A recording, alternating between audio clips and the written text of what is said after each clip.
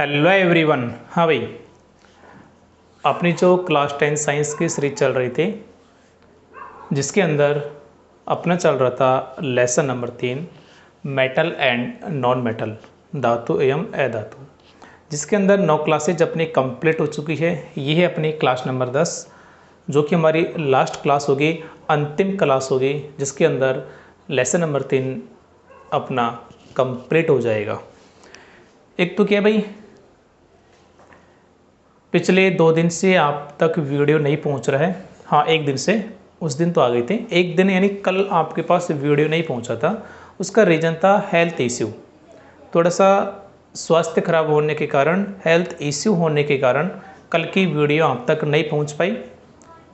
खैर कोई बात नहीं, इतना कंटेंट आपके पास है कि आप लोग बैठ के रिविज़न कर सकते हैं, तो उसकी भरपाई अपन आज कर लेते हैं और लेसन नंबर 3 को कंप्लीट कर लेते हैं। वैसे मैं आपकी जानकारी के लिए बता दूं, लेसन 1 लेसन 2 कंप्लीट हो चुका है, अच्छे से कॉन्सेप्ट से हुआ है।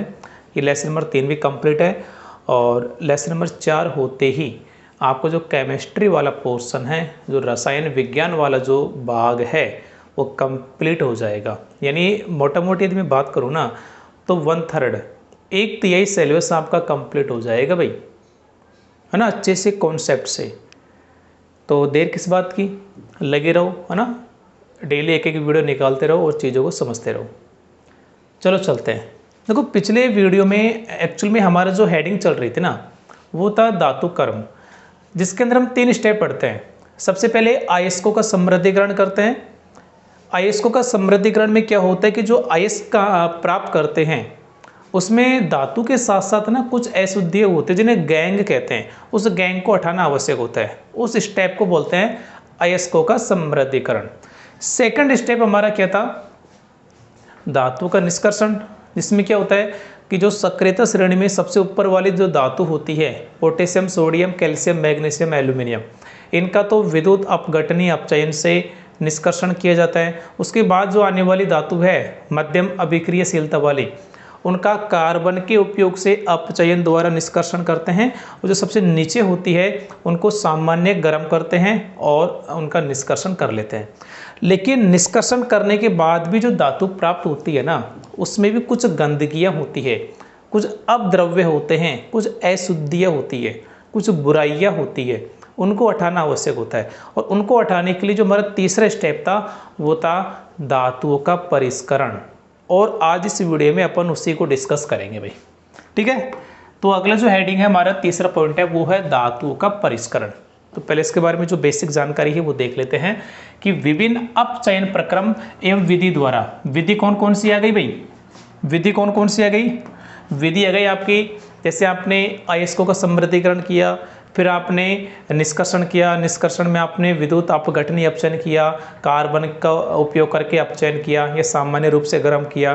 तो जो भी विधि है, जो भी आपने अपचयन प्रक्रम है, ये जो अपनाए हैं, इनके द्वारा प्राप्त धातुएं पूर्ण रूप से शुद्ध नहीं होती है, इनमें अपद्रव्य होते हैं। अपद्रव्य का मतलब है कुछ गंदगियां होती है जिन्हें हटाकर ही शुद्ध धातु प्राप्त की जा सकती है। और धातु से अपद्रव्य को हटाने के लिए सबसे अधिक प्रचलित विधि है विद्युत अपघटनीय परिष्करण है। यानी जो धातुओं का परिष्करण किया जाएगा वो किस विधि के द्वारा किया जाएगा, विद्युत अपघटनीय परिष्करण के द्वारा किया जाएगा। अब बस इसी विधि को आपको पढ़ना है कि विद्युत अपघटनीय परिष्करण में होता क्या है, फिर एक एग्जाम्पल से समझना है। तो देखो, लिखा है विद्युत अपघटनीय परिष्करण। आगे बढ़ने से पहले जो बेसिक पॉइंट होते हैं वो मैं आपको बता दूं। जब भी विद्युत शब्द आएगा तो आपके दिमाग में 2 चीजें आनी चाहिए। कौन कौन सी, एक तो एनोड और एक कैथोड। कि ये चीज क्लियर है। ये जो विधि है ना विद्युत अपघटनीय परिष्करण, ये नाम ही चिल्ला कर बोल रही है कि मेरे अंदर क्या क्या होगा। सुनो, विद्युत शब्द आते ही 2 शब्द दिमाग में आने चाहिए, एनोड और कैथोड। पहली चीज क्लियर। अपघटनीय शब्द दिमाग में आते ही आपको यहाँ पे कुछ लिक्विड लेना है जिसका नाम होता है विद्युत अपघट्य।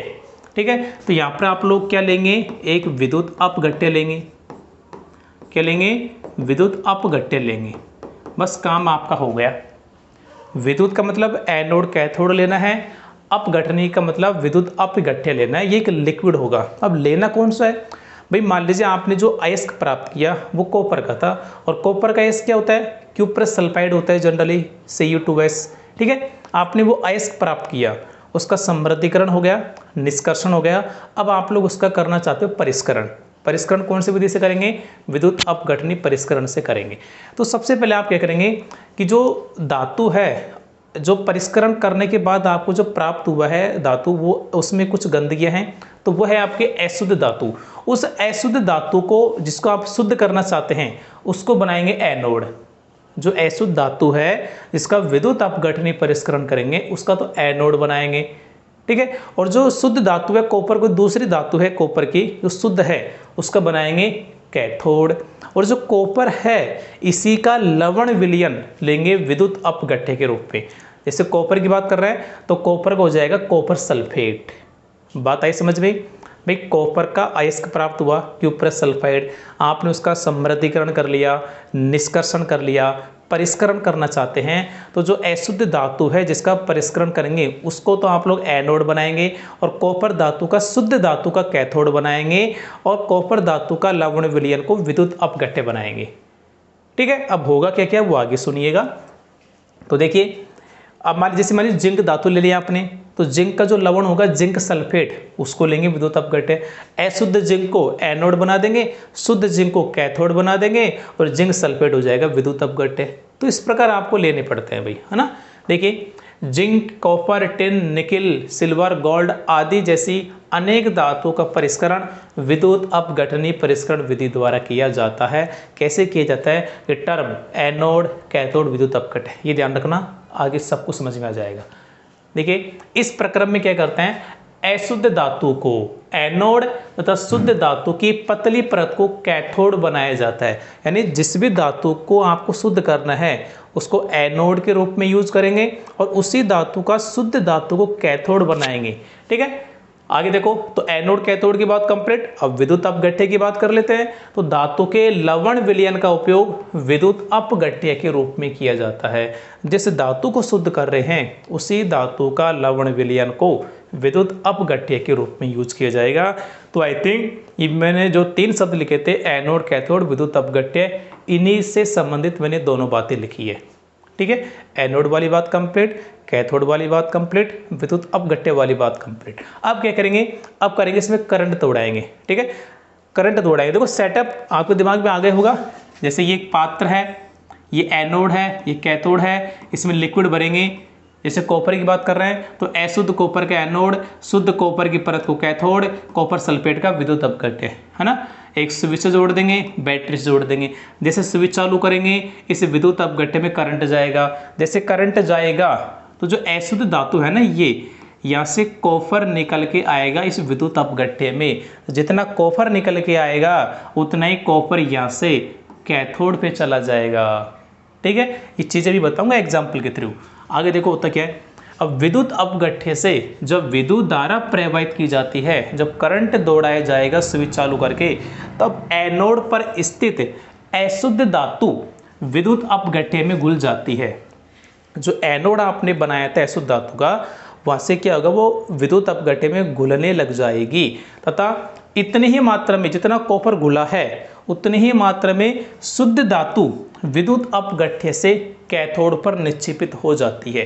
भाई ये जो एनोड है ये भी कॉपर का है लेकिन अशुद्ध है, ये जो कैथोड है ये भी कॉपर का है, और जो विलयन है वो भी कॉपर सल्फेट का है। तो यहाँ से कॉपर विलयन में आएगा, और विलयन जो कॉपर सल्फेट का है वहाँ से कॉपर किस में जाएगा, कैथोड में जाएगा। एनोड से जितना कॉपर कॉपर सल्फेट में आएगा, कॉपर सल्फेट से उतना ही कॉपर कैथोड पर जाएगा। ये चीज़ क्लियर।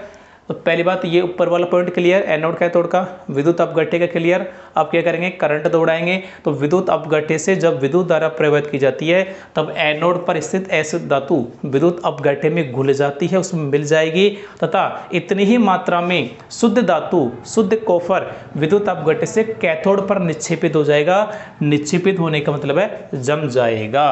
अब एक एग्जाम्पल से देखते हैं, है ना। और आगे देखो, जम जाएगा। साथ में आपको पता है जो एनोड था वो अशुद्ध धातु का था, तो जो गंदगी है वो भी घुलेगी। वो गंदगी ना दो प्रकार की होगी, कुछ गंदगी जो है वो विलयन में घुल जाएगी और कुछ है जो नहीं घुलेगी।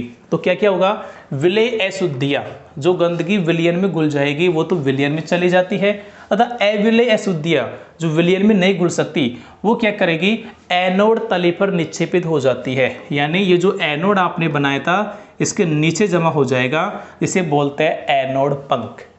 ठीक है भाई, जो अशुद्ध धातु का जो एनोड बनाया है वो विलयन में घुलेगा। तो जो अशुद्धि होती है दो प्रकार की होगी, विलय अविलय। विलय का मतलब जो घुलनशील है, अविलय का मतलब जो घुलनशील नहीं है। तो विलय अशुद्धि तो विलयन में चली जाएगी, घुल जाएगी, लेकिन जो अविलय अशुद्धि है वो एनोड के नीचे तली पर जमा हो जाएगी, एनोड वाला जो सिरा है उसके नीचे पैंदे पर जमा हो जाएगी, जिसे बोलते हैं एनोड पंख। ये सारी घटनाएं होती है किसमें, विद्युत अपघटनी परिष्करण में। अब इसके एक एग्जांपल लेते हैं अपन कॉपर का। देखिए तांबे का विद्युत अपघटनी परिष्करण कैसे कैसे होगा, सारी चीज देख लीजिए। विद्युत का मतलब वही एनोड और कैथोड, अपघटनी का मतलब अपघट्य कौन सा, उसी धातु का विद्युत अपघट्य। बस ये चीजें आपको याद रखनी है, इसके अंदर और कुछ भी नहीं है। देख लीजिए तांबे का विद्युत अपघटनी परिष्करण कर रहे हैं। तो सबसे पहले तो आपने एक पात्र लिया, ये रहा है ना, जिसे बोल दिया टैंक। अब इसमें बनाएंगे एनोड और कैथोड। तो एनोड तो क्या करेंगे, कॉपर का कर रहे हैं, तो अशुद्ध कॉपर का एनोड और शुद्ध कॉपर का कैथोड। ठीक है, एनोड कैथोड कंप्लीट। अब बात करते हैं विद्युत अपघट्य। तो विद्युत अपघट्य लेंगे कॉपर सल्फेट का विलयन, अम्लीकृत। अम्लीकृत इसलिए लिखा है क्योंकि करंट दौड़ाने के लिए आयन का होना जरूरी है। जो कॉपर सल्फेट लेंगे वो एसिडिक नेचर का लेंगे, अम्लीय प्रकृति का लेंगे, यानी कुछ बूंद उसमें आप लोग अम्ल के डाल देंगे, सिंपल सी बात ये है। ठीक है, तो एनोड कंप्लीट, कैथोड कंप्लीट और विद्युत अपघट्य कंप्लीट। ठीक है, टैंक के अंदर अब क्या होगा, एनोड कैथोड का आपने एक स्विच से जोड़ दिया और एक बैटरी से जोड़ दिया। जैसे स्विच को चालू करेंगे इसमें करंट दौड़ेगा, तो एनोड जो है यहाँ से कॉपर घुल जाएगा विद्युत अपघट्य में। ये जो विद्युत अपघट्य है कॉपर सल्फेट का, यहाँ से कॉपर किस में आ जाएगा, विद्युत अपघट्य में। और जितना कॉपर एनोड से विद्युत अपघट्य में आएगा उतना ही कॉपर जो है विद्युत अपघट्य से कैथोड पर जमा हो जाएगा। इस कैथोड पर शुद्ध कॉपर जमा होने लग जाएगा। एनोड से जितना कॉपर विद्युत अपघट्य में आएगा, विद्युत अपघट्य से उतनी ही मात्रा में कॉपर कैथोड पर जमा हो जाएगा। और जो एनोड से अशुद्धियाँ आएंगी वो दो प्रकार की होंगी, जो विलय अशुद्धियाँ होंगी विलयन में चली जाएगी, और जो अविलय अशुद्धियाँ होंगी वो जो एनोड है इसके नीचे जमा हो जाएगी, जिसे बोलते हैं एनोड पंख। जिसे क्या बोलते हैं भाई, एनोड पंख बोलते हैं। ये वही है अशुद्धियाँ है, अपद्रव्य है। अब ये सारी बातें नीचे लिखी है कि तांबे का विद्युत अपघटनी परिष्करण। देखिए अम्लीय कॉपर सल्फेट का विलयन विद्युत अपघट्य है, बिल्कुल है। अशुद्ध तांबा एनोड है, जबकि शुद्ध तांबे की पट्टी कैथोड का कार्य करती है, और विद्युत धारा प्रवाहित करने पर शुद्ध तांबा कैथोड पर निक्षेपित हो जाता है। ये सारी बातें मैंने आपको समझा दी है। तो ये लेसन नंबर जो 3 है ये मेरी तरफ से कंप्लीट है, एकदम सब कुछ रेडी है भाई। सारी बेसिक चीज़ें, सारे कॉन्सेप्ट, हर चीज़ मैंने आपको एकदम डिटेल से कॉन्सेप्ट से बताई है। तो बनता है वीडियो को शेयर करना, जो कि आपकी जिम्मेदारी भी है। हालांकि आप लोग आपकी जिम्मेदारी थोड़ा कम ही निभा रहे हैं भाई, है ना। वीडियो को शेयर करने में थोड़ी सी लापरवाही है आपकी। तो एक तो वीडियो को लाइक करना है, प्यारा सा कमेंट कर देना है नीचे, और अधिकतम मैक्सिमम टाइम आपको शेयर करना है। जैसे लेसन 1, 2, 3 हुआ है, वैसे आगे भी सारे लेसन होते चलेंगे। यदि देर है तो आपको संभलने की है, आपको पर्टिकुलर टाइम पे क्लासेज लेने की। हाँ, ये हो सकता है कभी कोई थोड़ा सा इश्यू हो तो क्लासेज 1-2 दिन क्लास दिन ना आ पाए, तो मैं उसका अपडेट चैनल पे डाल देता हूँ। कल का अपडेट आई थिंक मैंने नहीं डाला था, थोड़ा सा हेल्थ इशू था। बाकी यदि कोई ऐसा इश्यू होता है ना कि भाई क्लासेज नहीं आ पाएगी, तो मैं उसको पोस्ट में मेंशन कर देता हूँ भाई। जो पोस्ट वाला ऑप्शन होता है ना, वहाँ पे डाल देता हूँ। और हाँ भाई, एक चीज़ और, पोस्ट के अंदर ना मैं कुछ क्वेश्चन डालता रहता हूँ अपने लेसन, ये क्लास 10th के लेसन वाइज। तो आप लोगों ने उनको चेक किया कीजिए, मैं क्वेश्चन डालते हैं इंपॉर्टेंट क्वेश्चन, है ना। वहाँ पे आंसर भी मेंशन करता हूँ, और उससे संबंधित कोई बात होती है, कोई ट्रिक होती है, तो वो भी मैं लिख देता हूँ डिटेल के अंदर। तो आप लोगों ने उन क्वेश्चंस को अटैम्प्ट जरूर किया कीजिए। ठीक है भाई, चैनल को सब्सक्राइब जरूर करना है, अधिकतम बच्चों तक पहुँचाना है, और साथ ही अपना एप्लीकेशन है गुरु अकेडमी, उसको प्ले स्टोर से डाउनलोड कर लेना है। वहाँ पे आपको जो प्रीवियस ईयर क्वेश्चंस हैं उनकी PDF मिल जाएगी भाई, ठीक है, वहाँ से डाउनलोड कर सकते हैं, ठीक है। बाकी ये लेसन 10 कंप्लीट है। अब अपन चालू करेंगे lesson number 4, carbon and its compound, carbon एवं इसके यौगिक, ठीक है भाई। तो वीडियो कैसा लगा लाइक करके बताना है। Thank you.